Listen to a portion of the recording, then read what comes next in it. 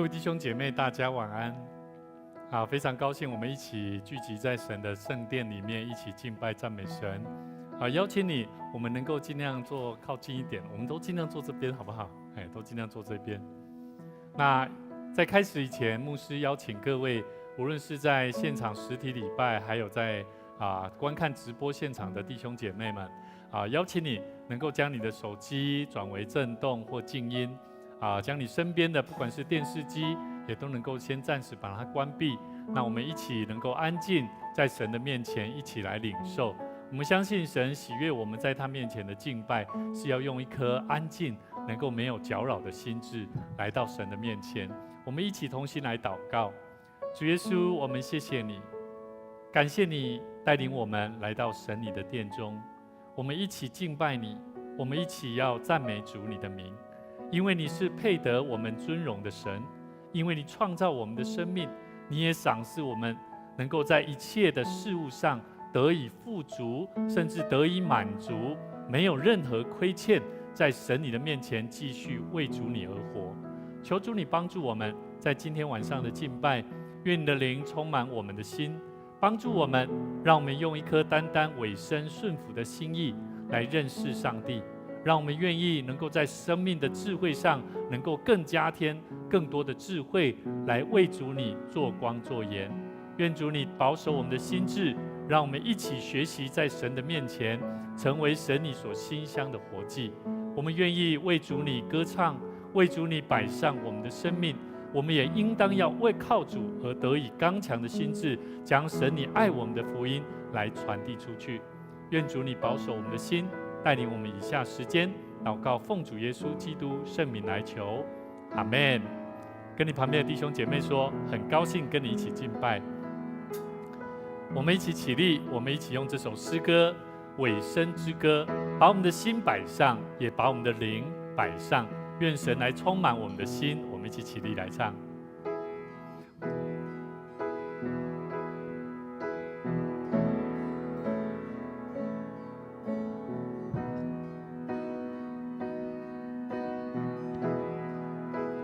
我的心，我的心为你歌唱，我的灵因你刚强，你的爱在我里面酝酿，催我在世上做光。愿意为你摆上，我愿意尊你为王，只叫我体贴你的心肠，欢喜常献勇往，将我的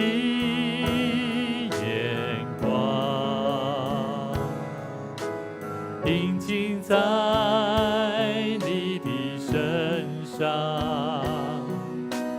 即使我在惊涛骇浪之中，仍有信心和意向，将我的眼光定睛在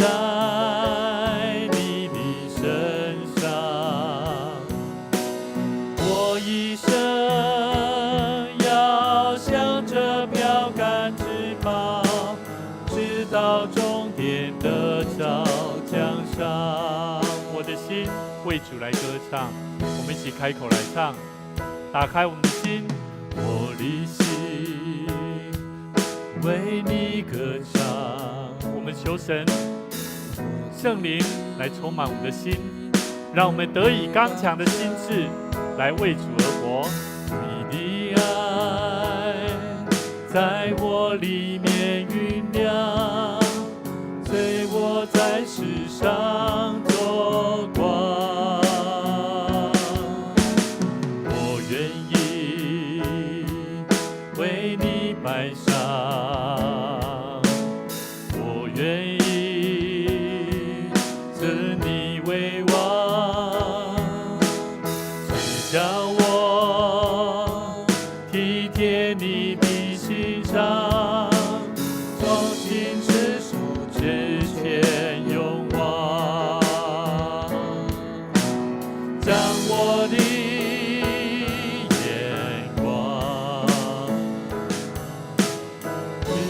在你的身上。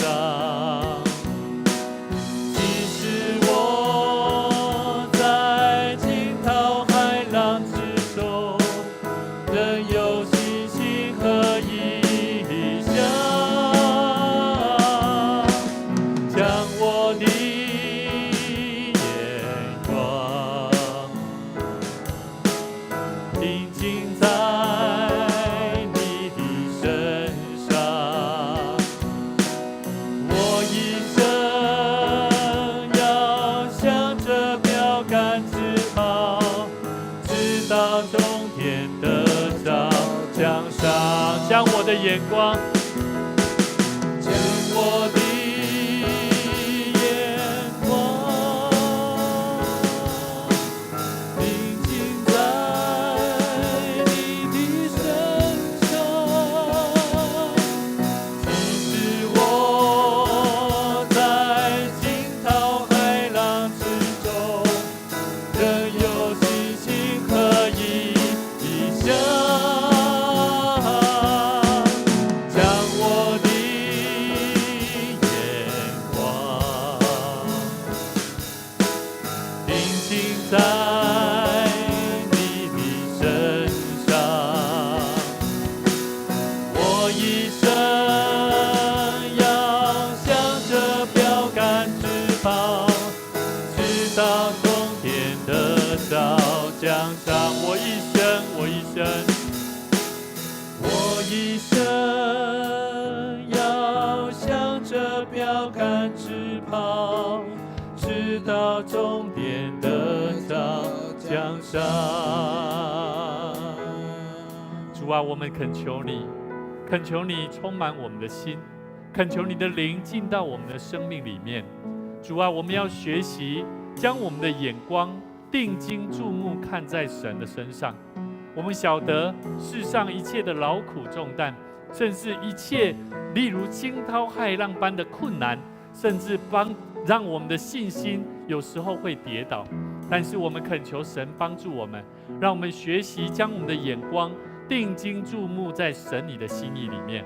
我们相信我们的一生都能够向着那个标杆，能够不断的向前迈进。求神帮助我们，让我们的生命不是没有目标的，让我们的生命不是为了神你的国度跟使命来努力的。我们要好好的在神你所托付给我们的使命工作上，将你的福音带到我们身边的朋友身上。主啊，我们需要从你而来的感动，帮助我们，让我们有一颗愿意委身的心志来荣耀主你的名。谢谢主，我们再次将我们今天的聚会摆在主你手中，愿主你的灵大大的来充满我们的心，感动我们的心，为我们的生命能够带出有果效的生命。谢谢主，我们将一切荣耀归给神。祷告奉主耶稣基督圣名来求，阿们。请坐。这时候我们一起来奉献。基督徒，我们一起用奉献来实践我们对神的回应跟感谢。我们懂得感恩，懂得回应神，神也大大的必定纪念我们在他面前的摆上。所以这时候我们一起同心来奉献。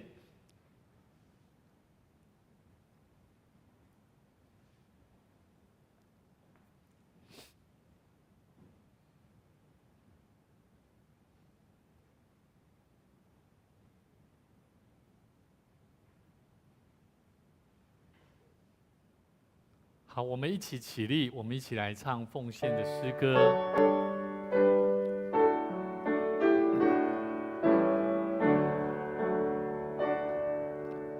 我将所有献与耶稣，甘心乐意全奉献。我要时常爱主靠主，天天活在主面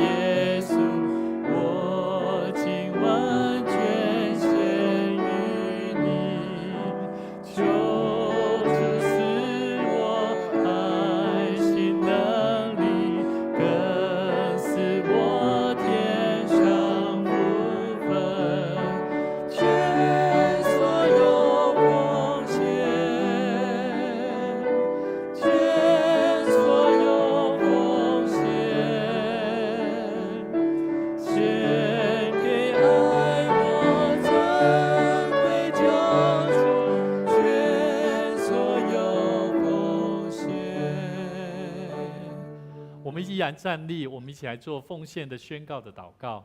我相信凡事都是上帝所创造，他拥有赏赐与收回的权柄。此时，我愿意从你所得到的恩典，用感恩与敬虔的心，奉献在你面前。求主在我每次甘心乐意的奉献中，操练我更加顺服委身，分别我的生命。我相信奉献是栽种丰收的种子，我深信奉献是实践基督的生命。我确信奉献是生命主权的交托。求主按照你的信实与怜悯赐福我们，保守你的教会，坚固你的百姓。奉主耶稣基督的名来求，阿们。请坐。各位弟兄姐妹，大家平安。我们很高兴，我们再次聚集，一起来领受神的话语。在今天，牧师要跟大家分享一个主题以前，我想要问各位，在你的生命当中，你觉得什么叫做谦卑啊？什么是谦卑？好像有点难，对不对？好像再怎么谦卑，好像有人都会认为你高调。因为呢，你的心意只有你自己知道。但是呢，我觉得今天牧师特别用一个主题，叫做委身奉献的心志。什么叫做委身奉献的心志？我觉得，如果说谦卑奉献的心志跟委身奉献的心志，你觉得哪一种会比较更有挑战性？哪一种会比较有挑战性？我再讲一次哦。委身奉献的心志跟谦卑奉献的心志，哪一个比较有挑战性？为什么？因为委身有一种好像看不自己那种感觉，有没有？你要屈膝委身下来，然后放下很多，就像我们刚刚在唱这个奉献的这个宣告的奉献祷告，有没有？我们说什么？我相信哦，奉献哦是栽种。所以你知道，说我奉献出来是为了要栽种哦，要得着更丰收的种子，对不对？而且我要相信奉献是能够实践哦基督的生命哦，甚至我还要知道，说我确信，当我奉献的时候，是一种生命主权的交托。所以我觉得今天牧师用一个主题叫做委身奉献的心志，我们要一起来了解。基督徒不单单只是学习什么叫做谦卑，像耶稣基督谦卑的生命。我觉得更重要的是跟你旁边的弟兄姐妹说，你必须要在主面前委身你自己，在神的面前你要委身你自己。来，再一次跟他讲一下，在神的面前委身你自己。好，那个来同学，我们都过来这边这一排就好了，我们人不多，中南过来这边。然后我们手边都有周报吗？有哈，那个有填空题哦，如果你快要睡着了哈，你就可以好好把笔拿出来。我觉得我们不要有这种心智啊，是怕为了睡着然后才做这件事情哈。我觉得我们就是渴慕的心，一起来亲近神哈。好，子安 PPT 好。西方天主教哈，一个神学家、哲学家圣奥古斯丁他说，如果你问我什么是上帝对我们的要求，我要告诉你，第一要什么？要谦卑。第二个还是谦卑。第三个还是谦卑了。好，他说这不是说此外没有其他的教训哦，而是因为如果在我们所有的行动以前没有谦卑，我们的努力将毫无意义。所以我觉得这句话应该我们的这个蔡英文总统我记得他好像就任的时候，他好像也用到所以我觉得其实这句话在我们基督徒里面的生命也是如此。当我们做任何的侍奉，不管做什么样子的表现也好，在神的面前，在人的面前，若你没有一颗谦卑的心，很多时候我们所做的努力，不管是在教会，在外面也是一样。我觉得一个基督徒的生命，他没有办法彰显出，让人家看出你的生命有什么不一样。所以弥迦书6章8节，我们一起来读来，世人啊，耶和华已指示你何为善，他向你所要的是什么呢？只要你行公义，好怜悯，存谦卑的心，与你的上帝同行啊！哇，他这里讲到，信靠上帝的人跟信徒啊，寻求上帝的心意，必须要达到几个人生的目标，4个：行公义，好怜悯，存谦卑的心，并能够与你的上帝同行。所以我们要知道哈，我们如果要能够寻求上帝的心意，达到这个目标，我觉得有一个很重要的行动力啊，就是什么？就是委身奉献的行动力。委身奉献的行动力，其实在每一个基督徒在领受福音，都必须要去思考、审查你自己，省察你自己，到底你有没有委身下来奉献，带出奉献的行动？不管是金钱，不管是你对人家的一句问候，甚至一句鼓励的话，这些行动都是关乎到你怎么行公义、好怜悯，你怎么存谦卑的心与上帝同行。所以我觉得委身奉献的行动力都能够彰显出这几个很重要的中心思想。所以呢，马太福音9章35节到38节，我们一起来看我们一起来读。耶稣他走遍各城各乡，在会堂里教训人，宣讲天国的福音，又医治各样的病症。你看耶稣在会堂，他走到哪里，他都在做这些事情啊。那我就在想基督徒可不可以做啊？来，我们来想看看，我们有没有走遍各城各乡啊？有呢，我们机车时常拼命的造给开始逛街了呢。可是很奇怪我们基督徒都好像都不传福音呢，遇到人好像都不打招呼，好像很冷漠一样。跟你旁边的弟兄姐妹说，你要有热情，要对人要有热情待会我牧师跟大家分享一个见证，真的牧师每一个礼拜我都跟大家讲每一个礼拜我在准备讲道篇都会发生好像很奇妙的事情发生，你们再来印证看看，看是不是上帝都在对你们的牧者说话。好，所以耶稣他走遍各城各乡，甚至在会堂里都在教训人教导人，帮助有些人可能在行为或者是在很多概念上不是很理解的，他会懂得去教导。而且呢，他宣讲天国的福音，我们可不可以做宣讲天国的福音？可以呀，对不对？跟像静瑶还有那个俊明还有中学中南，甚至还有几位，我们其实最近牧师一直在倡导说什么，在教会要有什么呀？要有什么？牧师在倡导一个品格，叫做什么？有礼貌的好品格，你知道吗？今天下午3、4个国中生，他们来教会说，牧师，我们可不可以来打一下撞球？我说好啊，欢迎你。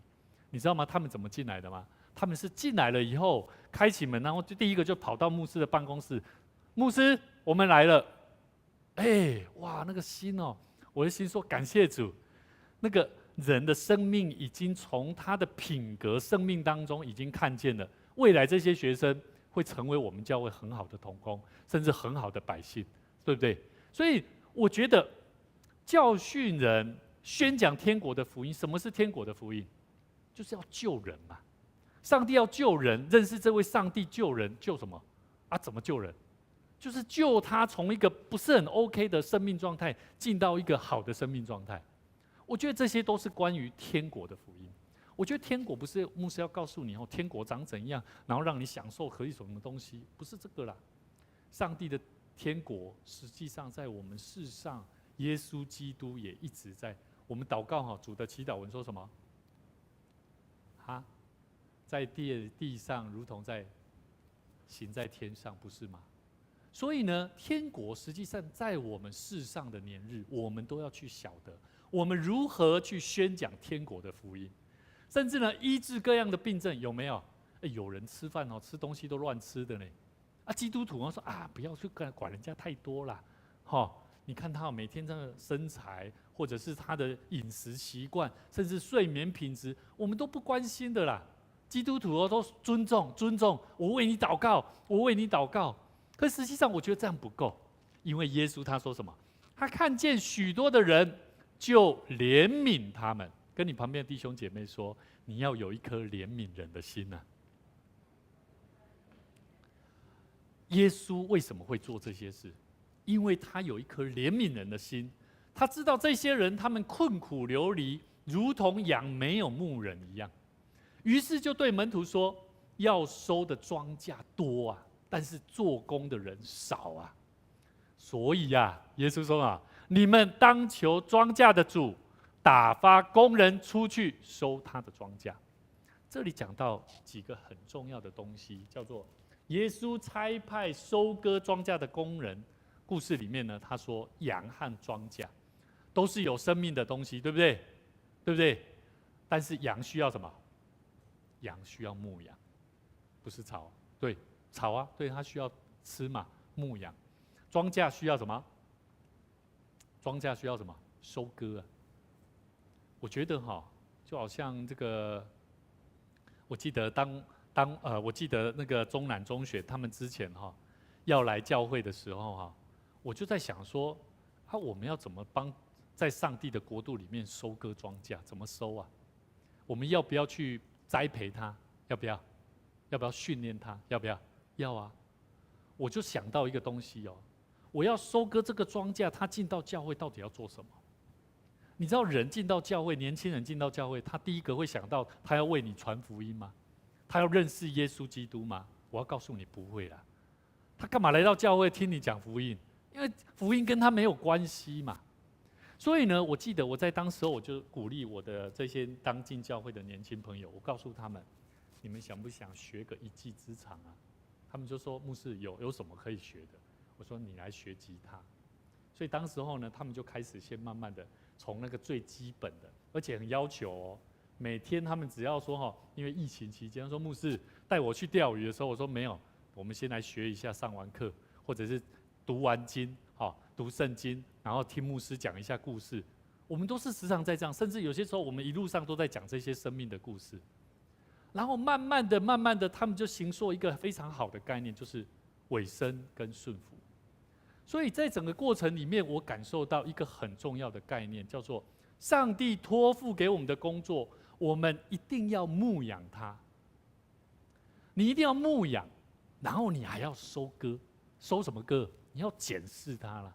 譬如说，我教他们吉他之后，我说来你们学吉他不是要让你们在那边炫耀你自己你要检视到底你有什么能力可以奉献给神。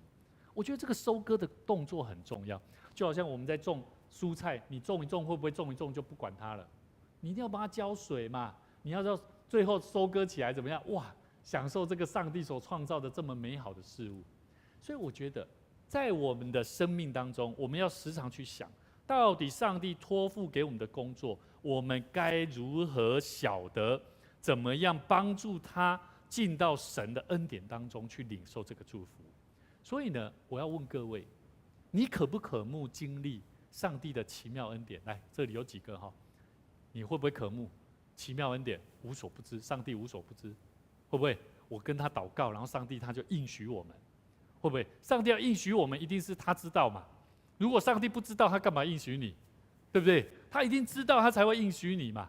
所以我们一定会想，主啊，你要知道我现在多苦我现在有这个困难我经济上有这个困难你要帮助我我们要知道他无所不知嘛。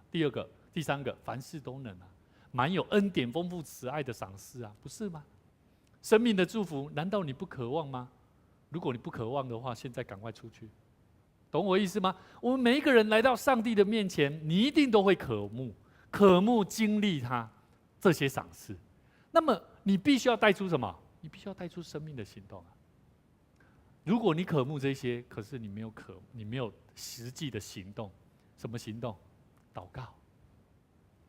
你要什么行动？就像牧师说，你要跟旁边的人说，耶稣爱你，我也爱你。上帝要让你经历神奇妙的作为，你要去诉说上帝的荣美，你要去诉说上帝真实的存在，不是单纯的讲说，哇，你真幸运，上帝好爱你然后你没有跟他讲这位上帝是怎样，你没有去叙述上帝如何来眷顾你。所以各位弟兄姐妹，我觉得我很喜欢一句话，以赛亚书6章8节说，我听见主的声音说，我可以差遣谁呢？谁肯为我们出去呢？我说，我在这里，请差遣我。这是以赛亚先知他说的。各位弟兄姐妹，我要跟各位讲，我认为一个亲近主的人，就像以赛亚先知说：“我听见主的声音说。”你有没有听见呢？你来到教会，然后你说：“上帝啊，我希望你单单祝福我就好了。”好，我不渴慕，能不能听见你到底要我做什么？我觉得基督徒不单单只是要领受祝福，而是要去明白，就像以赛亚先知所说的：“他听见上帝的声音说，我可以差遣谁为我们出去？”这个我们是复数的，是谁？因为神是复数的，三位一体的神，所以谁肯为我们出去呢？以赛亚先知说：“我在这里，请差遣我。”所以我非常感谢神。我们教会人不多，对不对？可是上帝却一直在我们大桥教会兴起建造教会的人哦，甚至愿意委身奉献的人哦，从很远的地方都会来。你相不相信？你相信吗？我们后面就有一位姐妹就是这样的，再远的地方她也来了呢。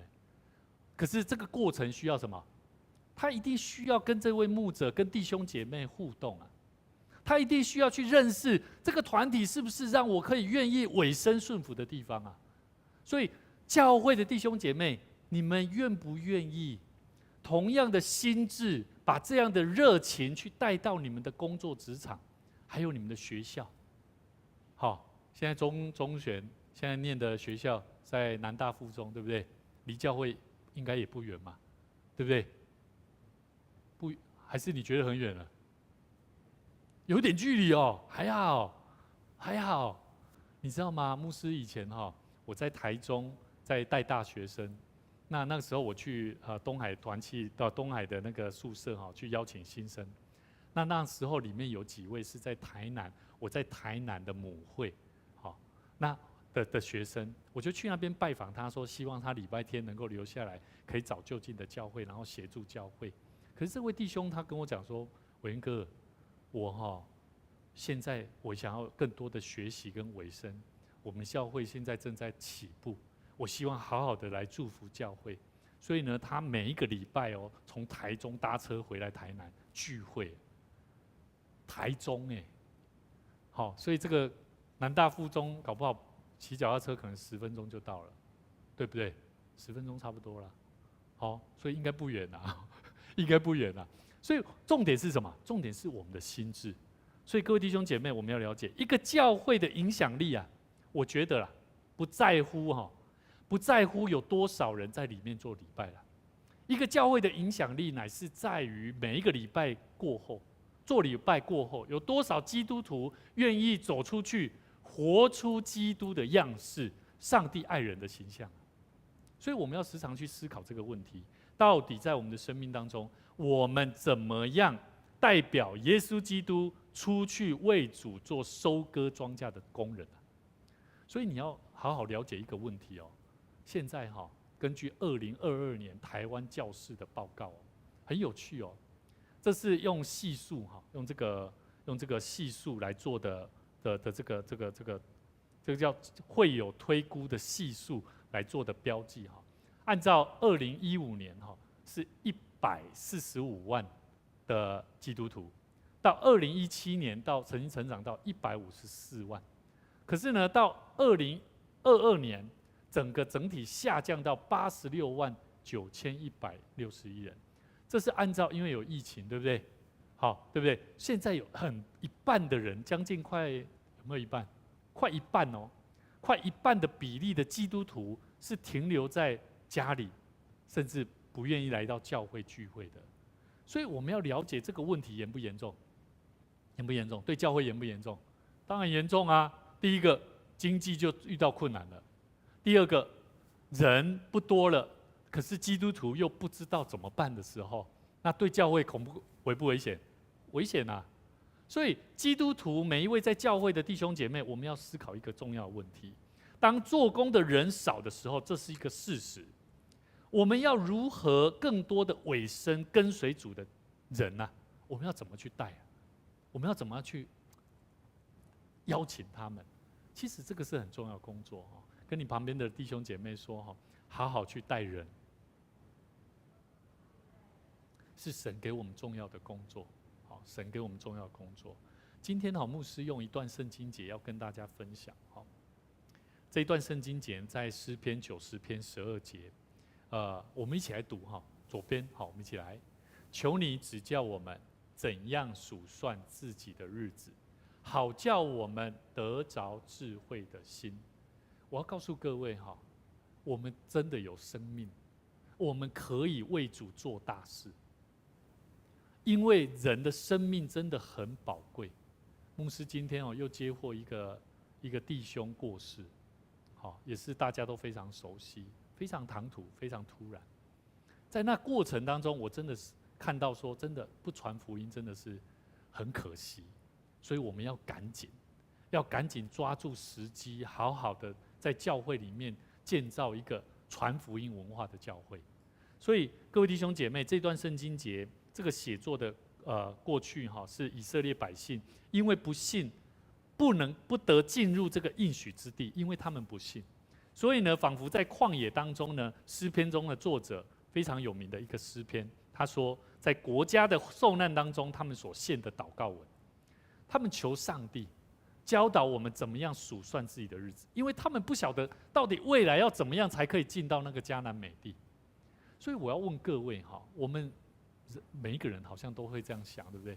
我生命有前面很多的规划，我要什么样的困难，我想要突破什么样的困难，能够进到什么样的境界。可是我要想我们要求神指教我们如何数算，到底我们为了神做了什么？我们上帝拣选我们，我们可以为上帝做什么？好叫我们得着那个智慧的心。所以我觉得这个部分他讲到一个很重要的谦卑，诗人他讲到一个谦卑求告以及祷告的这个很重要的目的为的就是要能够让自己能够得着上帝更丰盛的赏赐所以我们要了解委身跟计算神的恩典有什么关系我们今天不是签委身奉献的心志吗？我们就要来想刚刚牧师讲的这个计算神的恩典有什么关系我要告诉你，当我们越能够数算神的恩典的时候，你就越能够感受到上帝实在有多少的恩典在你身上。上帝的恩，上帝的爱会激励我们，而且使我们更加愿意将自己怎么样委身奉献给神所以一个人，一个基督徒，他没有办法委身奉献，不管是时间、金钱，或者是他的来到教会参与，都是关于他没有去数算上帝在他生命当中的恩典，不是吗？如果你想得到，你会来教会吗？你想得到，应该就会了吧？但是如果你想不到呢？你何必来呢？我在家过得很好对不对？我没有需要对不对？所以我觉得数算神的恩典，真的跟一个人愿不愿意有办法委身来到教会，是有相当大的关联。所以牧师非常鼓励我们每一位弟兄姐妹大桥教会每一个做工的服侍者，我们不要用世上的眼光跟社会环境的价值来评估上帝要我们去爱人的价值观为什么上帝他一直期待我们？他在告诉我们，他有没有与我们同在？上帝有没有与我们同在？有没有？有可是为什么我们好像都会怕为主做工好，我们来看一段圣经节申命记31章7到8节。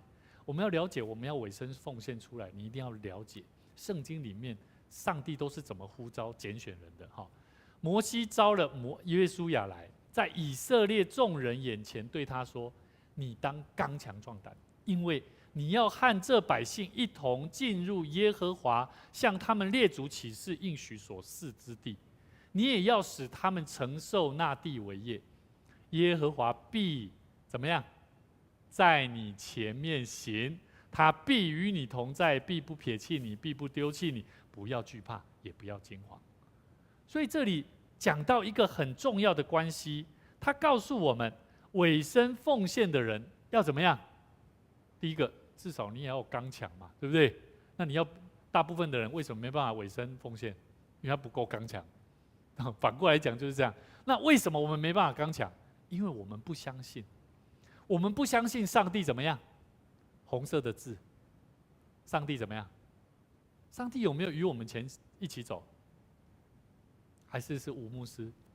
是你们的牧师跟你走吗？是这样吗？还是某一位你所信任的人跟你走的？其实不是呢。上帝一直与我们同在，他跟我们走，他不撇下我们。所以你们不觉得为什么牧师有那么大的信心吗？讲话特别大声？不是，我讲话不是本来就那么大声的。我的讲话有信心、有能力，是因为我相信上帝与我同在。所以你要了解，当一个人他有办法委身奉献出来，不管是金钱、时间，还有他的精神，来给上帝所用，是因为他明白上帝与他同行。所以跟你旁边的弟兄姐妹说：上帝与你同行，不要怕。上帝与你同行，不要怕。所以我们一起来了解几个委身奉献的人应该要有的基本条件。第一个，看上帝给我们的恩典是什么？是宝贵的。你要知道要委身奉献的人，你如果没有发现上帝给你的恩典是宝贵的，你没有办法真的好好的顺服神真的很难人若看上帝的恩典是廉价品，就不会什么？就不会委身了。这是真实的啦。因为为什么有些人他就是不想来教会？因为来教会他没有得着你懂我意思吗？因为上帝的恩典就像廉价品我现在这个时间，人家弟兄姐妹都在教会聚会，我这个时间我跑去外面赚大钱呢。外面的价值比上帝的恩典还要大呢，不是吗？不就是这个原因吗？所以外面的事情，外面的很多时间宝贵的关系，他认为比跟上帝的关系还要来得重要所以他不会委身，就是这个原因。好，第二个委身奉献心之人有第二个条件，就是懂得感恩的人才会委身一个懂得感恩的人，他才会懂得委身。上帝开启我们属灵的眼睛，难道不就是要我们去看见上帝要给人有能力，甚至用我们的一生，让我们学习不做一个不懂得感恩的人？所以我们要时常去检视我们身边的朋友，甚至告诉他们学习懂得感恩。为什么要感恩？感谢，我觉得有礼貌跟感谢有没有关系？有礼貌，即便你跟他没有很直接的关系，可是因为你的礼貌，会让一个人感受到有平安、有祝福、有喜乐。所以我觉得礼貌是在教会里面真的是很重要的一个福音的概念。我们要时常去教导一个有礼貌的环境，不管是公司行号，都可以显露出那一个环境所带给人的祝福是不是？所以呢，我觉得基督徒不单单只是从圣经里面的话语来认识上帝，而是要从我们自己本身活出一个懂得去培养新的一代，有好的建造好的文化，那我觉得我们教会就会越来越强盛。所以各位弟兄姐妹，牧师要跟大家分享一个很重要的一个故事。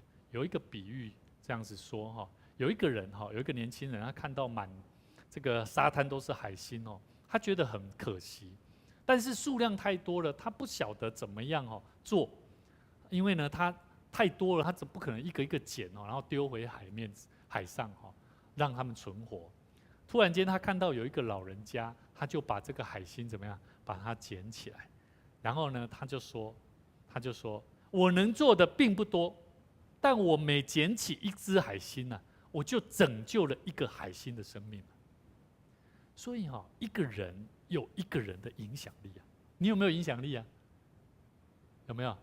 俊敏牧师现在认识你越深我觉得你很有影响力，你知道吗？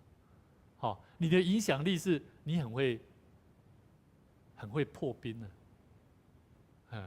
你很会讲很有趣的互动的玩笑话，非常好互动关系非常好你是非常好的带动者，你知道吗？所以呢，上一次我记得牧师邀请你，我们一起吃饭的时候，我觉得大家都玩得好开心可是我牧师我只要一讲话就是要你可能要怎么样，好像都在教导人。我也在想说，怎么样有机会多一点那个有趣的互动关系，我也在学习。所以我们要了解一个人的影响力，上帝是希望我们能够怎么样委身我们自己，贡献我们自己的微薄的心力，然后一起来做建造的工作。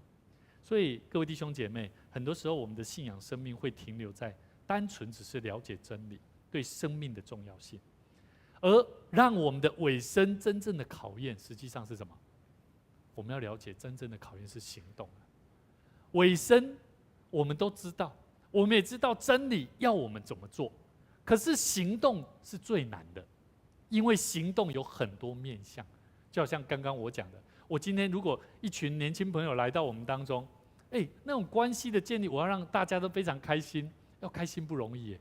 所以我刚刚讲说，俊明他是非常容易让人家开心的事啊。今年我们青少年我们要去台中，没有让他去哈，我觉得很可惜耶。明年我就说俊明无论如何安排一下假期哈，跟我们这些年轻人去了。因为什么？我看到了他生命当中非常不同的价值。所以各位弟兄姐妹，有一个亚瑟戈登哈，他曾经说一个很中肯的话，他说：“没有比用嘴讲道理更容易的事啊，最困难的事则是什么？每天活出所讲的道理。”所以我觉得在我们生命当中我们要学习，在我们生命当中怎么样学习看重上帝所给我们的能力。所以静瑶，今天牧师看到你非常棒，他今天早好像6点多他就来这边，拿着一叠这个周报，然后他就在发了。你要相信，不要看说好像没有人，你做这件事情不重要啊。你做的事情就是一个学习去服务的人最好的一个态度。但是你要更热情，你要越来越有喜乐的心。牧师期待，当你常常来教会，甚至读圣经，甚至认识神的话语，你要得着更多的生命的智慧，让你成为一个喜乐的人，能够把你的心敞开，让耶稣进到你生命里面。我相信你就得着了福音。所以各位弟兄姐妹，我们要了解，委身真正的考验是透过行动。所以如果你不懂得行动，你只是活在你自己的世界里面去认识真理，那我要告诉你，这个福音不会带给你真正的祝福。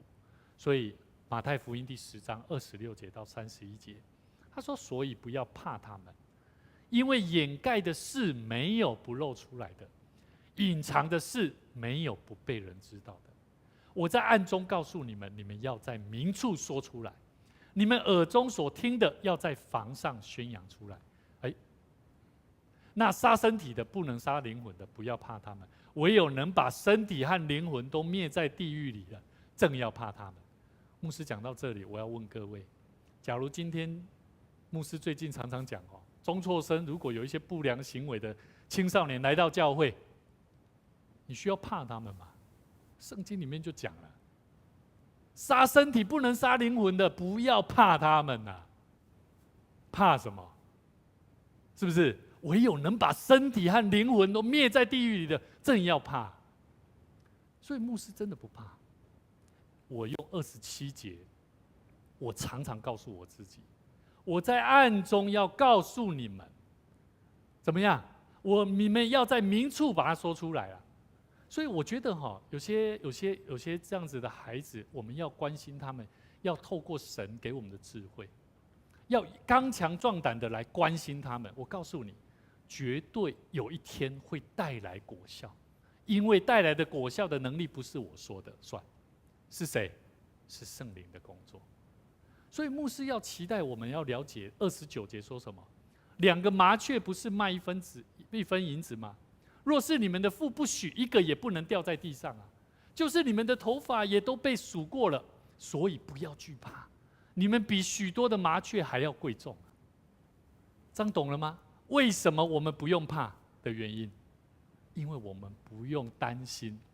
你知道吗？圣经里面讲这些故事耶稣在讲这些故事，是因为有人如果要信耶稣他可能必须面对的是一个国家，这个犹太教，他们对于信奉耶稣，这个跟随耶稣，跟他们犹太教的中心思想是有违背的呢。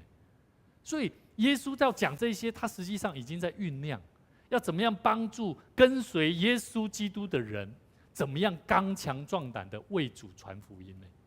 所以我觉得我们基督徒在教会里面我们真的要学习做一个很重要的身份认同的关系，来，我们一起说：我是上帝贵重的器皿。委身奉献不要怕，真的，委身奉献不要怕。怕的是什么？怕的是你自己对你自己的生命价值啊。但是你要晓得，你的生命价值是上帝给的，不是单纯你爸爸妈妈把你生下来。现在爸爸妈妈已经把你生下来了，我们是为主而活的，懂了吗？我们是靠着上帝在活的。上帝给我们的使命是什么？就是要让我们刚强壮胆，为主而活。